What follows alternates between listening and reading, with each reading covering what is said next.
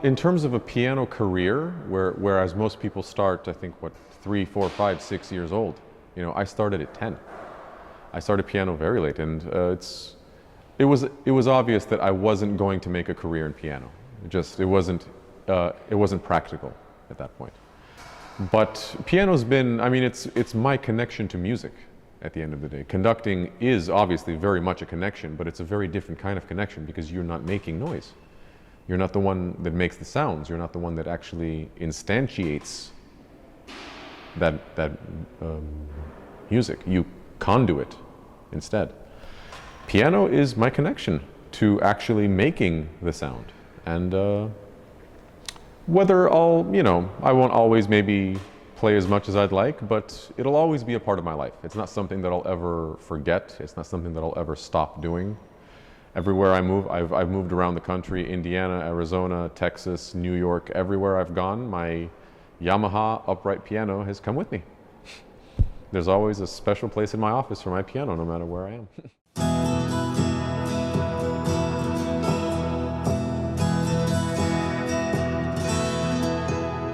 UNESCO in the Americas, interestingly enough, it was the reason that I first conducted here in 2012. I thought to myself, the spirit of music in the end is always going to be about collaboration.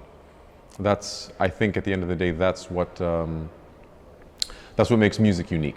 You can take people from all around the world, every culture, different languages, different ways of speaking, different ways of thinking. You put them together with music, and it's completely universal. So I thought, how could I combine that universality, let's say, with the music of UNESCO? And this is what came out, UNESCO in the Americas. It was a nonprofit organization that was intended to bring American orchestras and Romanian orchestras together through the music of UNESCO. And that's how, in 2013, that's what the side-by-side concert was. It was a project of UNESCO in the Americas between Pittsburgh Symphony and Camerata Regala. It was an incredible concert. It was an incredible opportunity, and I hope to have more. Actually, I can tell you the very moment that I found out I was going to conduct here this year. It was in 2016. I was at a competition at the time, Donatella Flick, and I had made the last round. I had made the final round. I was going to conduct the London Symphony the next morning, and I got an email from Mihai Constantinescu that we would like to invite you to work with the Orchestra Națională de Lille at the next UNESCO festival at the time.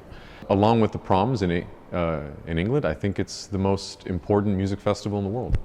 It's a chance for every major conductor, every major orchestra, every soloist, every amazing musician just coming together for these 3 weeks. It's a jewel. It's just a musical jewel of this world. It's a privilege to be a part of it. We may not have the Barbican or something, but they don't have the Ateneu. So what can I say? This is an incredible hall. You walk in there and you see the history of Romania just around you. As you look up, you see gold everywhere. You can imagine the king just walking in at any moment at that time. It's what can I say? I think this is one of the most beautiful halls in the world, and I'm very happy to be here. This is home. At the end of the day, what can I say? You're never more comfortable than when you come home. And since 2012, the first time that I ever performed here, almost every year, I think at least once every 2 years, I come back, and it's just the most incredible feeling. Just being at home, working with people you can speak Romanian to. That's interesting. That's not something I can do in the States, for example. It's a completely different sensation. It's a completely different relationship with the orchestra and with the audience as well. So I hope to be back here a lot more. This is the first year where I can honestly say it's getting a little bit more difficult to learn my scores on time, which I can't complain. That's the way I want it to be. That means there's a lot happening. I'm flying around a lot, and now especially with Knox, I'll be there 6 or 7 times a year, and I'm going to be coming back here, obviously, next year. I'm somebody where, as a conductor, I like, if I can, I like to do my scores, or to conduct my concerts without a score, if I can, if it's possible, if I have the time. Because then it's completely free. Then you're making music just not held back, by anything. I don't know if I can do that entirely this year, though. I will try. I will try my absolute best. And either way, I'm looking forward to an incredible year. Everywhere I am, everywhere I go, I love what I do. I think it's the best job in the world. I love all these amazing musicians I get to meet, all these amazing orchestras I get to work with, and I look forward to new and exciting things. I think at the piano, I have maybe a very close connection to Schubert. He's kind of on the fence between technique and just pure music making, pure artistic music making. He's not, like Rachmaninoff, for example. I would love to play his third piano concerto, his second piano concerto, but I can't. It just takes, it's beyond what I'm able to do. Schubert, I feel like I can not just play, I can really express. I can really bring something of myself out of it and not have to, not have to be hindered by transcendental technique, as Liszt would have said. What I've noticed maybe about Romanian audiences is, I think maybe by virtue of music coming from this culture, coming from European culture, audiences are maybe they're more exposed to it. So I think they generally understand it a bit easier.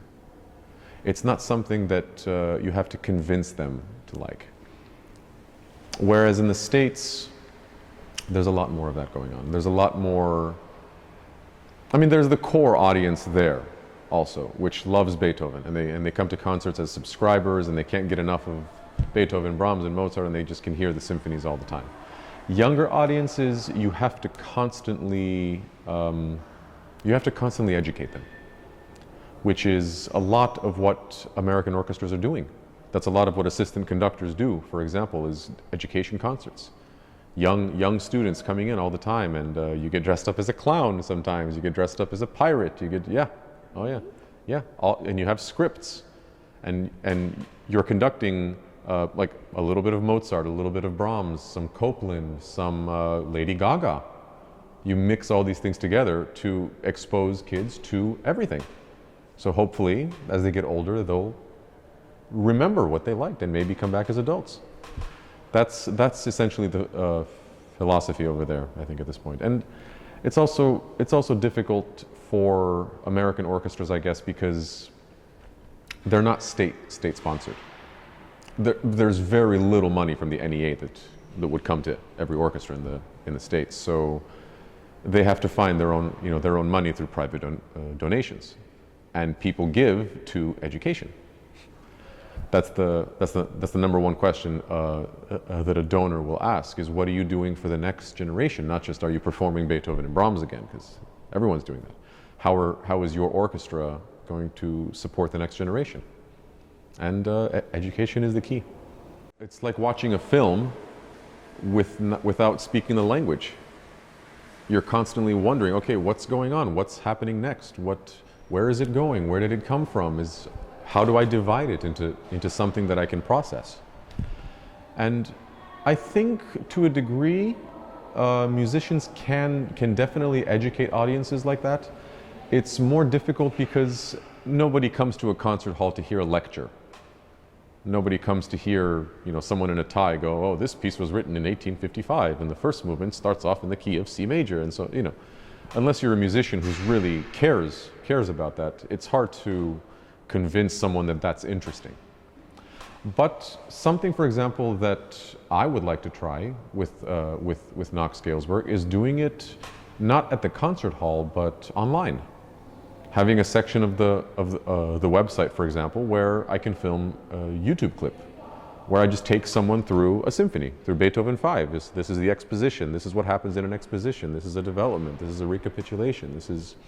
These are the keys. This is why it goes from this key to this key. Here's when it comes back to that key. So, when you see that once or twice, it doesn't take forever. It's once or twice you understand the process of what you're listening to, and you'll see it. You'll hear it. You'll reprocess it every single time you hear a new piece, and that's how your interest builds.